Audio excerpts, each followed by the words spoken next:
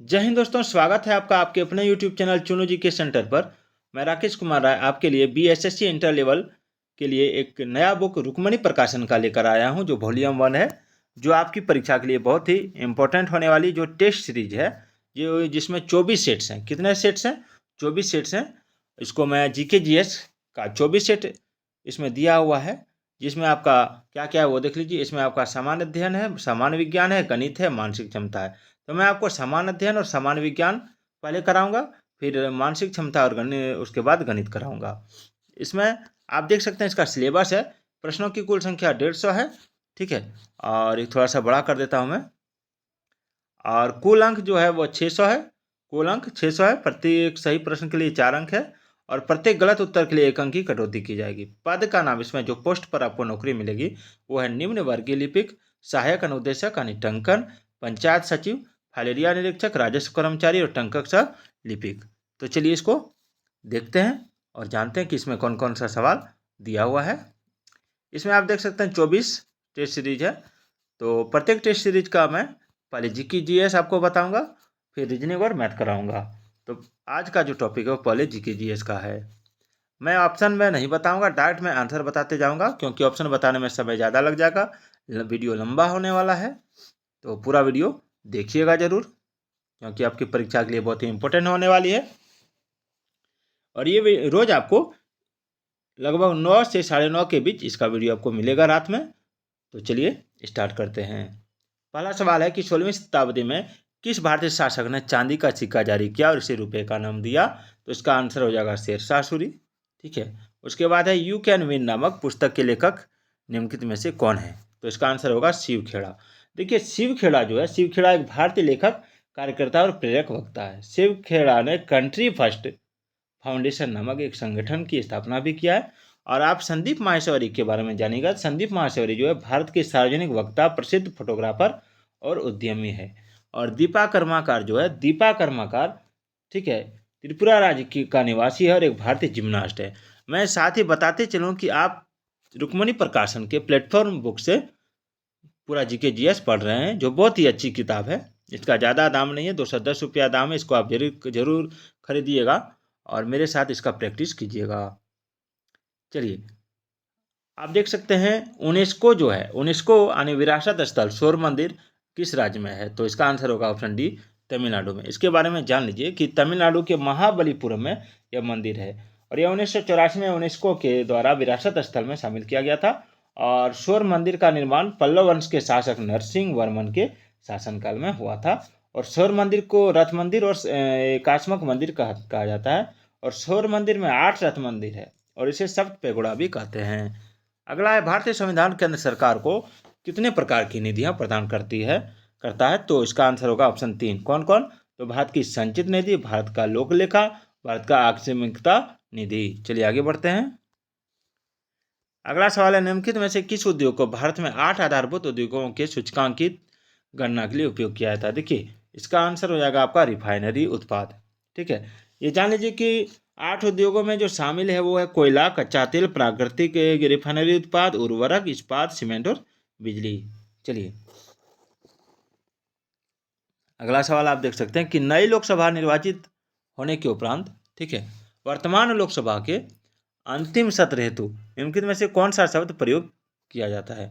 तो देखिए, इसका जो 1 मिनट 6 नंबर सवाल मैं बता दूं पहले कि निम्नलिखित में से कौन सी प्रमुख नदी पूरब की ओर बहने वाली नदी नहीं है? तो इसका जो आंसर हो जाएगा वो हो जाएगा नर्मदा, ठीक है। नर्मदा पूरब की ओर नहीं बहती है। नर्मदा नदी जो है पूरब की ओर नहीं बहती है। नर्मदा नदी पश्चिम दिशा में बहने वाली नदी है। और नर्मदा नदी मध्य प्रदेश के अमरकंटक से निकलकर, ठीक है, ये जो नदी है ये अमरकंटक से निकलकर आपका गुजरात से होकर खंबात की खाड़ी में गिर जाती है। और विंध्य और सतपुड़ा पर्वतमाला के बीच बहने वाली नर्मदा नदी को गुजरात और मध्य प्रदेश की जीवन रेखा कहा जाता है। सरदार सरोवर बांध जो है वो आपका नर्मदा नदी पर है। तवा नदी जो है नर्मदा की सबसे लंबी सहायक नदी है, भी याद रखिएगा। और पश्चिम की ओर बहने वाली जो नदी है वो आपका है नर्मदा, ताप्ती, लूनी, माही, साबरमती। और पूरब की ओर बहने वाली आपका कृष्णा, गोदावरी और कावेरी है। चलिए आगे बढ़ते हैं। 7 नंबर सवाल है कि नई लोकसभा निर्वाचित होने के उपरांत वर्तमान लोकसभा के अंतिम सत्र हेतु निम्नलिखित में से कौन सा शब्द प्रयोग किया जाता है। तो देखिए इसका आंसर हो जाएगा आपका ऑप्शन बी, लैम डक। ठीक है, नई लोकसभा निर्वाचित होने के उपरांत वर्तमान लोकसभा के अंतिम सत्र हेतु लैम डक शब्द का प्रयोग किया जाता है। चलिए आगे देखते हैं। नागरहोल राष्ट्रीय उद्यान डैश में स्थित है, कहाँ स्थित है? तो नागरहोल राष्ट्रीय उद्यान कर्नाटक में स्थित है, और नागरहोल राष्ट्रीय उद्यान कर्नाटक के मैसूर में स्थित है, ये भी याद रखिएगा। और नागरहोल राष्ट्रीय उद्यान को राजीव गांधी राष्ट्रीय उद्यान के नाम से भी जाना जाता है, और यह 1988 में इसको राष्ट्रीय उद्यान का दर्जा दिया गया था। चलिए, भारत में ब्रिटिश शासन में पहले गवर्नर जनरल कौन थे? तो पहले गवर्नर जनरल जो थे ब्रिटिश शासन में, वो आपका कौन थे? तो वो आपका था जनरल गवर्नर जनरल जो थे वारन हेस्टिंग्स थे। कौन थे? Warren Hastings. वारन हेस्टिंग्स का कार्यकाल 1772 से लेके, ठीक है, 1784 से 85 तक, ठीक है, 1784 से 85 तक था, इसको याद रखिएगा। और 1773 के रेगुलेटिंग एक्ट के तहत वारन हेस्टिंग्स को बंगाल का प्रथम गवर्नर जनरल बनाया गया। चलिए आगे बढ़ते हैं। अगला सवाल है कि भारतीय संविधान का निम्नलिखित में से कौन सा अनुच्छेद राष्ट्रपति पर महाभियोग हेतु प्रक्रिया का प्रावधान करता है? तो इसका जो आंसर होगा वो हो जाएगा आपका अनुच्छेद 61। ठीक है, अनुच्छेद 61 जो है राष्ट्रपति पर महाभियोग हेतु प्रक्रिया का प्रावधान करता है, और राष्ट्रपति पर महाभियोग प्रक्रिया भारतीय संविधान में अमेरिका के संविधान से लिया गया है। और अनुच्छेद 78 जो है राष्ट्रपति को सूचना प्रदान करने से संबंधित प्रधानमंत्री का दायित्व है। और अनुच्छेद 88 जो है, ठीक है, अनुच्छेद 88 सदनों के बारे में मंत्री और महान्यायवादी के अधिकार से संबंधित है। चलिए, और अनुच्छेद 73 कार्यपालिका से संबंधित है आपका। चलिए आगे देखते हैं। पंचायती राज से संबंधित निम्नलिखित कथनों में से कौन सही नहीं है?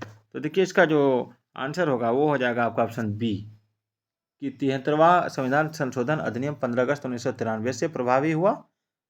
पंचायती राज के संबंध में कथन गलत है कि 73, ये जो है ये कथन गलत है। ये जो हुआ था आपका, भारत में पंचायत व्यवस्था प्राचीन काल से ग्रामीण जीवन का युगों से एक अभिन्न अंग रही है, और 73वें संविधान संशोधन जो कि 24 अप्रैल 1993 से प्रभावी हुआ। आगे बढ़ते हैं। बिहार के गांवों तक वैज्ञानिक खेती को प्रभावी एवं गहरी पहुंच के लिए कौन योजना प्रारंभ किया गया था? तो इसका राइट आंसर होगा आपका ऑप्शन बी, ठीक है, मेरा गांव मेरा गौरव। चलिए आगे बढ़ते हैं। भारत जो है दुनिया के कुल भौगोलिक क्षेत्रफल का कितना प्रतिशत भाग है? तो देखिए इसका जो राइट आंसर हो जाएगा वो हो जाएगा आपका ऑप्शन ए 2।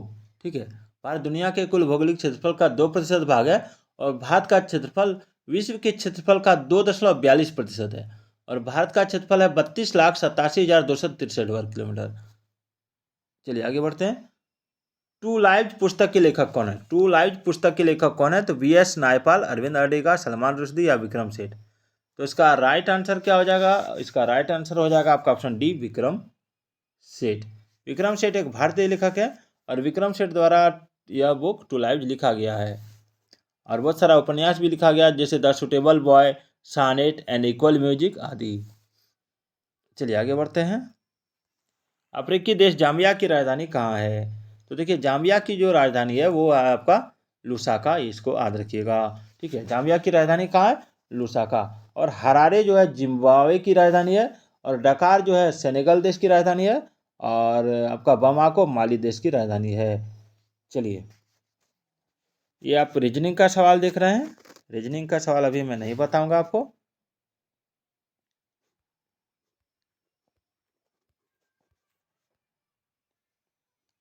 ये देखिए, ऊंचे भवनों के शीर्ष पर, ठीक है, ऊंचे भवनों के शीर्ष पर लगे खतरे के संकेत लाल वर्ण के होते हैं। इन्हें दूरी से आसानी से देखा जा सकता है, क्योंकि अन्य वर्णों की अपेक्षा लाल वर्ण का जो प्रकाश होता है, ठीक है, क्या तो इसका आंसर क्या होगा? तो देखिए इसका जो आंसर हो जाएगा वो क्या हो जाएगा? वो हो जाएगा आपका ऑप्शन बी, ऑप्शन बी, धुएं तथा कोहरे द्वारा न्यूनतम प्रकीर्णित होता है, इसलिए इस तरह हो जाता है। चलिए आगे बढ़ते हैं। अगला सवाल देखते हैं क्या है।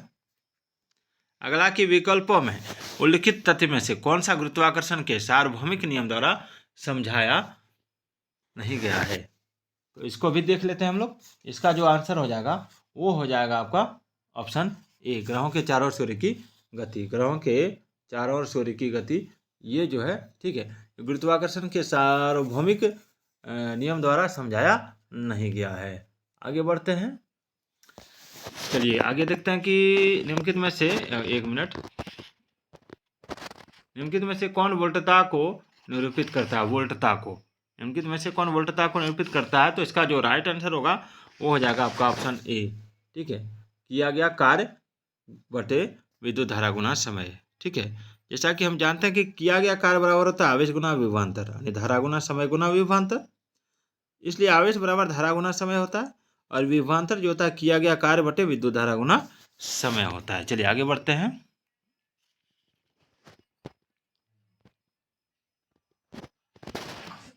गुणसूत्र, जिनमें गुणसूत्र बिंदु अनुपस्थित होता है वो क्या कहलाते हैं? तो आपका कहलाते हैं, क्या कहलाते हैं? उसको कहते हैं हम लोग ऑप्शन डी, एसेंट्रिक। जिसमें गुणसूत्र बिंदु, एक मिनट, ये नहीं है एसेंट्रिक जी, गुणसूत्र जिनमें गुणसूत्र बिंदु अनुपस्थित होता है वो एसेंट्रिक कहलाता है। ठीक है, चलिए थोड़ा सा इसके बारे में जान लीजिए कि गुणसूत्र बिंदु जो होता है, गुणसूत्र किसी एक किनारे पर हो तो उसको कहते हैं टेलोसेंट्रिक, और ऐसे स्थान पर हो जिसमें एक गुणसूत्र का भाग बड़ा दूसरा छोटा होता है तो उसको एकोसेंट्रिक कहते हैं, और ऐसे स्थान पर हो जहाँ गुणसूत्र दो भागों में विभाजित हो जाता है उसको मेट्रोसेंट्रिक कहते हैं। चलिए आगे बढ़ते हैं। जब प्रकाश नेत्र में प्रवेश करता है तो अधिकांश अपवर्तन कहाँ होता है?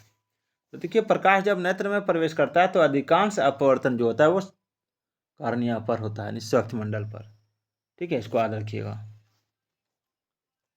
चलिए एक सवाल है इसमें, वायु के कांच के आयताकार स्लेब पर आपतित किसी प्रकाश किरण का गमन पथ से 4 विद्यार्थी ABCD ने चित्र में दर्शाए अनुसार आरेखित किया, इनमें से कौन सा सही है?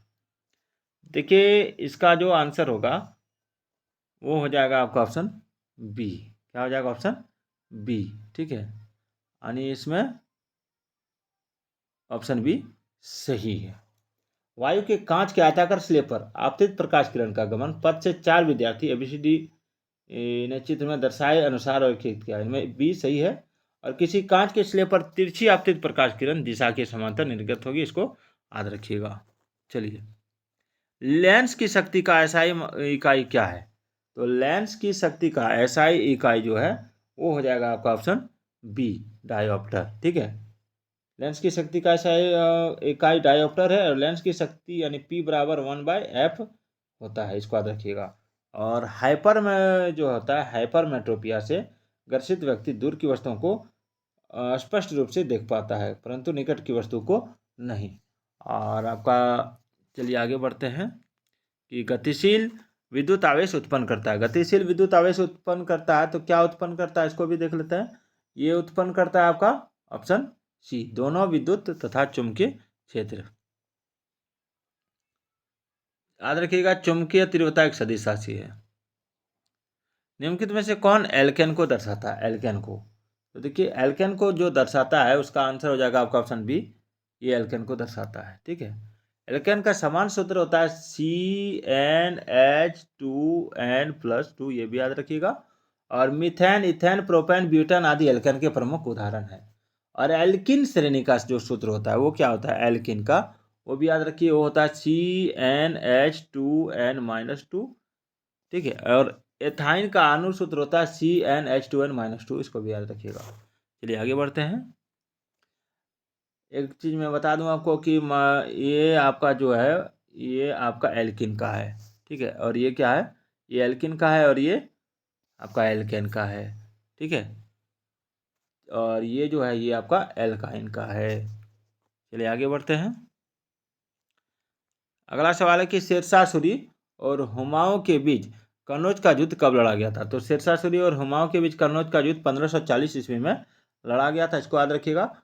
और कन्नौज या बिलग्राम के युद्ध में हुमायूं पराजित हुआ था और हुमायूं ने 1555 ईस्वी में मच्छीवाड़ा और सरहिंद के युद्ध सिकंदर सुर को पराजित कर दिल्ली की गद्दी पर पुनः अधिकार कर लिया। शेरशाह ने 1540 ईस्वी में सूर साम्राज्य की स्थापना किया था। चलिए आगे बढ़ते हैं।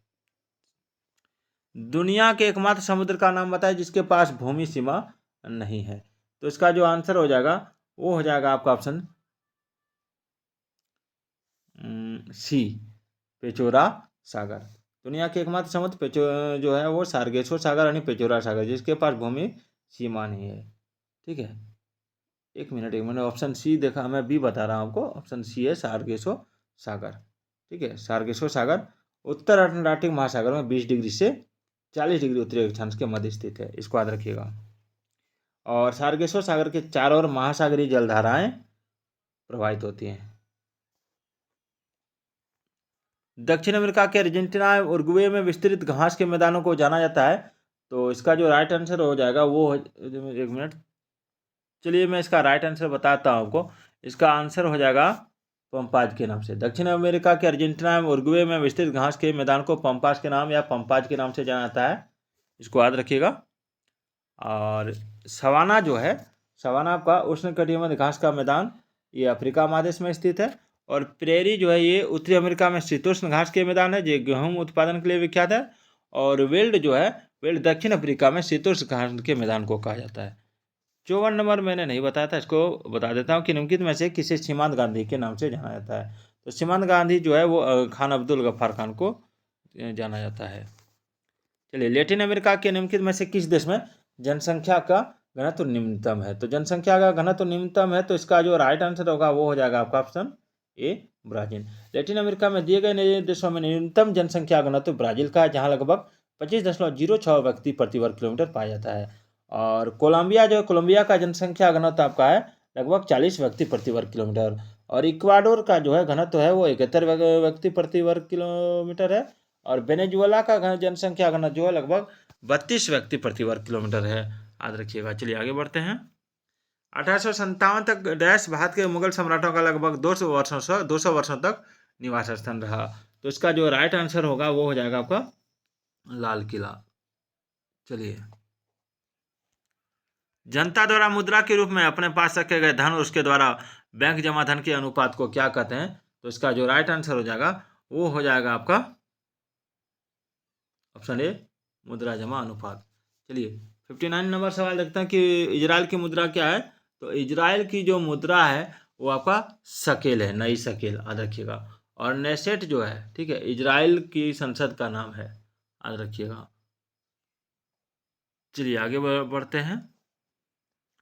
निम्नलिखित में से कपास के संबंध में कौन सा कथन सही नहीं है? कपास के संबंध में कौन सा कथन सही नहीं है, ये आपको पूछ रहा है। तो ऑप्शन ए जो है, भारत में छोटे रेशे वाली कपास का सर्वाधिक उत्पादन है, ये कथन सही नहीं है। ठीक है ना।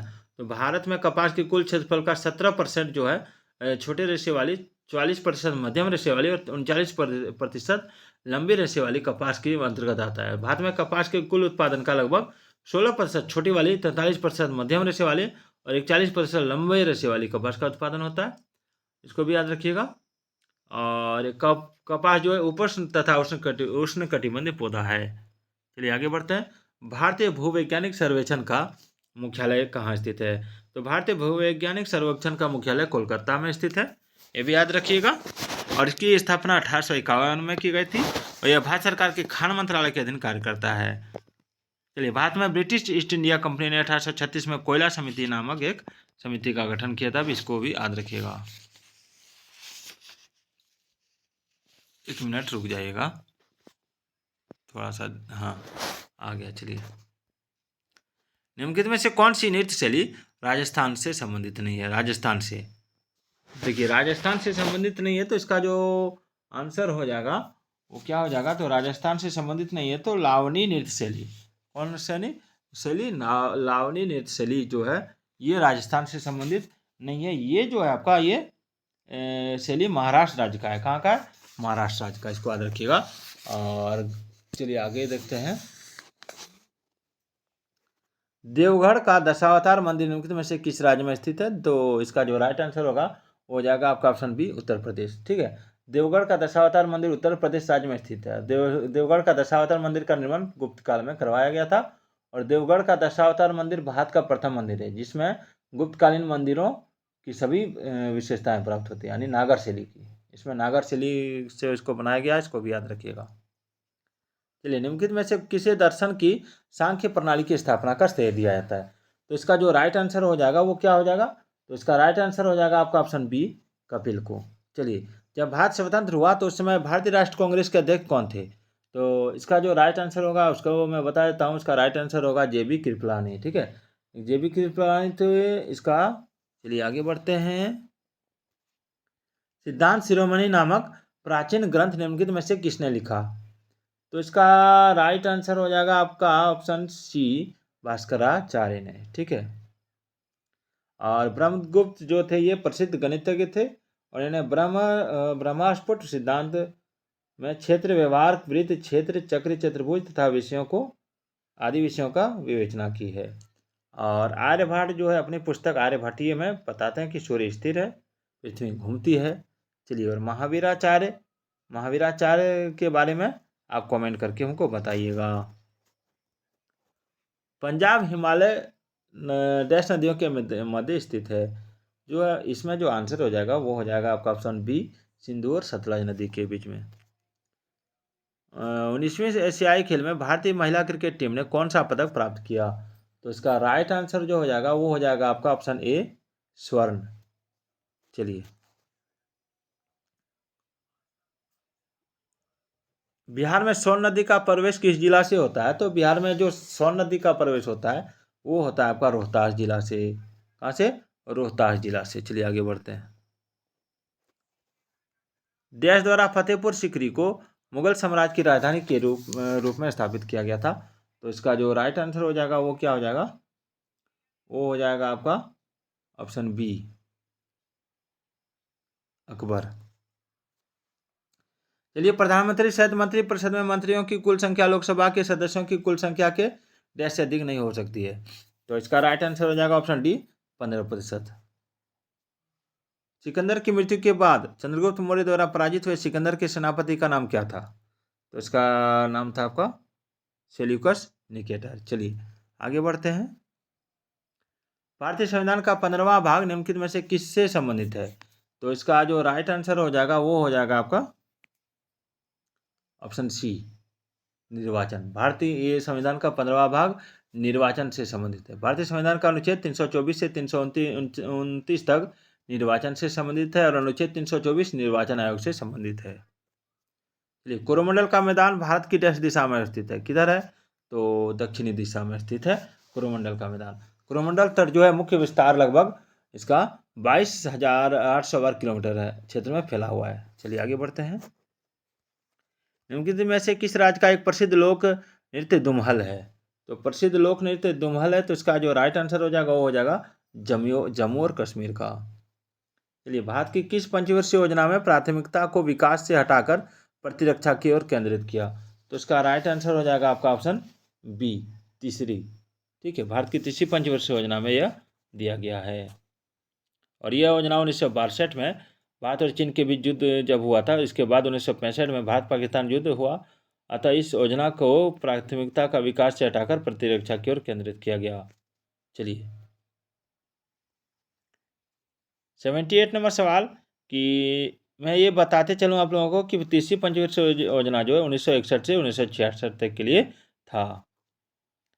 चलिए, भारत नहीं 78 नंबर, नए संसद भवन में प्रस्तुत महिला आरक्षण विधेयक नारी शक्ति वंदन जो है अधिनियम के तहत महिलाओं के लिए कितने प्रतिशत आरक्षण का प्रावधान किया गया है? तो उसका राइट आंसर हो जाएगा आपका ऑप्शन बी, 33%। चलिए आगे देखते हैं।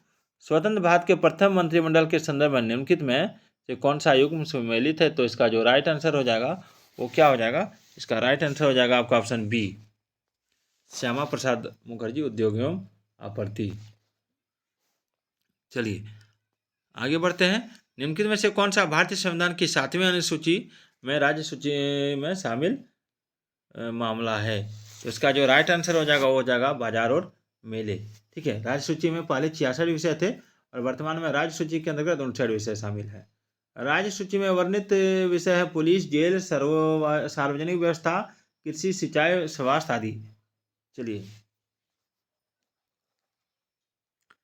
महिला हॉकी जूनियर एशिया कप 2023 का खिताब किस देश ने जीता? तो इसका राइट आंसर जो हो जाएगा वो हो जाएगा आपका ऑप्शन ए, भारत। ठीक है, ऑप्शन ए, भारत। जून 2023 में वर्ष 2021 के लिए गांधी शांति पुरस्कार से किसे सम्मानित किया गया? तो इसका भी राइट आंसर होगा आपका ऑप्शन बी, गीता प्रेस गोरखपुर। चलिए, जो 2023 में इसरो द्वारा चंद्रमा पर अपना तीसरा मिशन चंद्रयान-3 किस रॉकेट से लॉन्च किया? तो इसका राइट आंसर हो जाएगा आपका ऑप्शन, एक मिनट बताते चलूँ मैं, बी, LV-M3M4। चलिए, टोक्यो ओलंपिक 2020 का आदर्श वाक्य क्या था? तो इसका आदर्श वाक्य जो था वो था आपका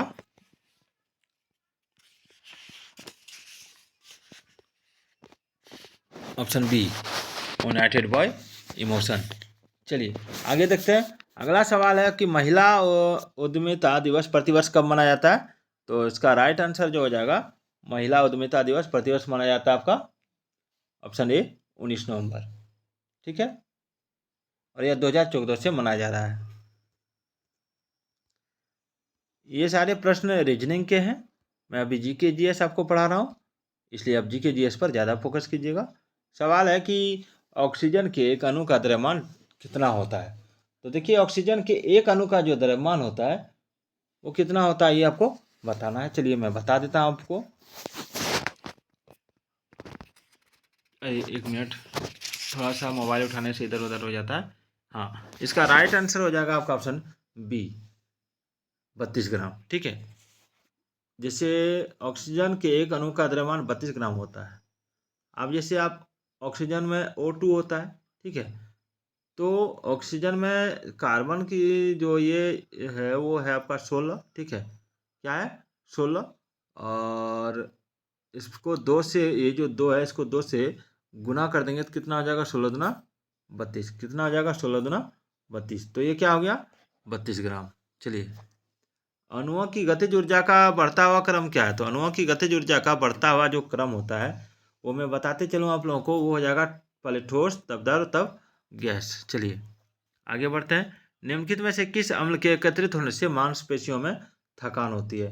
तो लैक्टिक अम्ल। चलिए आगे बढ़ते हैं। विसर्जन नली में कैथोड किरणों को उत्पन्न करने के लिए कौन सा वायुदाब सही है? तो इसका जो राइट आंसर हो जाएगा वो हो जाएगा आपका ऑप्शन डी, 0.001 mmHg। निम्न में से कौन सा कथन गलत है? कथन गलत है ये आपको बताना है। तो ऑप्शन ए, अधातु धनायन बनाती है, ये कथन गलत है। अधातु हमेशा धनायन नहीं बनाती है, ये जो है जो ये ऋणायन बनाती है। जो तत्व धातु की भांति व्यवहार नहीं करती उसे अधातु कहते हैं, इसको भी याद रखिएगा। और आगे बढ़ते हैं। चलिए, एक्टोनाइट श्रेणी में 14 तत्व है, निम्नलिखित में से कौन सा तत्व इस श्रेणी का सदस्य नहीं है? तो चलिए इसका मैं बता दूं, इसका जो राइट आंसर हो जाएगा वो क्या हो जाएगा, वो हो जाएगा आपका, एक मिनट, ऑप्शन सी, TM। क्या हो जाएगा, ऑप्शन सी, TM। ठीक है, अब आप कहिएगा TM क्या है? तो एक्टोनाइट श्रेणी में 14 तत्व हैं जिसमें TM तत्व इस श्रेणी का सदस्य नहीं है। TM यानी थुलियम एक लेथोनाइट तत्व है। चलिए आगे बढ़ते हैं। निम्नलिखित में से कौन सा कथन सही है? तो देखिए, इसका जो राइट आंसर होगा वो क्या होगा, कौन सा कथन सही है, मैं इसका राइट आंसर हो जाएगा आपका ऑप्शन डी, 1, 3 और एक मिनट, सही कथन। ठीक है, सही कथन 1 और 3 है और गलत 2 जो है गलत है। चलिए, NaCl के घोल में लवण का सांद्रण बढ़ने पर निम्नलिखित में से किस गुणधर्म के परिवर्तित न होने की आशा करेंगे? तो इसका जो राइट आंसर है वो हो जाएगा आपका ऑप्शन सी, अपवर्तनांक। चलिए, 144 नंबर सवाल है कि लाइकोपोडियम ट्रैकियोफाइटा के किस उपसंघ का सदस्य है? तो इसका राइट आंसर हो जाएगा आपका ऑप्शन सी, लाइकोप्सिडा। लाइकोप्सिडा, ठीक है, लाइकोपोडियम जो है ये उपसंघ लाइकोप्सिडा का सदस्य है। और लाइकोपोडियम को हिंदी में नागबेली कहा जाता है। यह एक आकर्षक पौधा है, ये याद रखिएगा। दमा जो है मानव शरीर के डैश का विकार है। दमा क्या है, मानव शरीर के डैश का विकार। तो दमा जो है इसका जो राइट आंसर होगा वो हो जाएगा आपका ऑप्शन बी, श्वसन तंत्र। दमा श्वसन तंत्र का विकार है और ऐसा रोग जिसमें रोगी को खांसी, कष्टश्वास आदि के कभी कभी दौरे उत्पन्न होते रहते हैं, दमा कहलाता है। निम्नलिखित में से कौन सा वर्ग जो है आर श्रृंखला का संघटक नहीं है? 1 मिनट, 53 क्यों आ गया?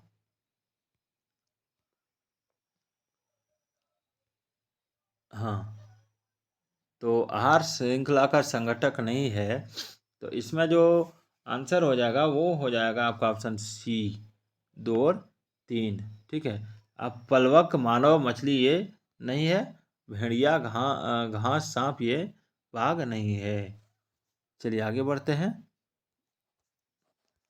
एंटीबायोटिक्स के बारे में इनमें से कौन सा कथन सही नहीं है? सही नहीं है।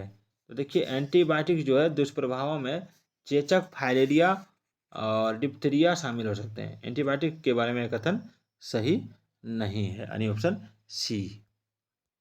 चलिए, यदि एक आनुवंशिक रोग लक्षण प्ररूपी समान किंतु वाहक मादा से कुछ नर संततियों से स्थानांतरित होता है तो रोग क्या है?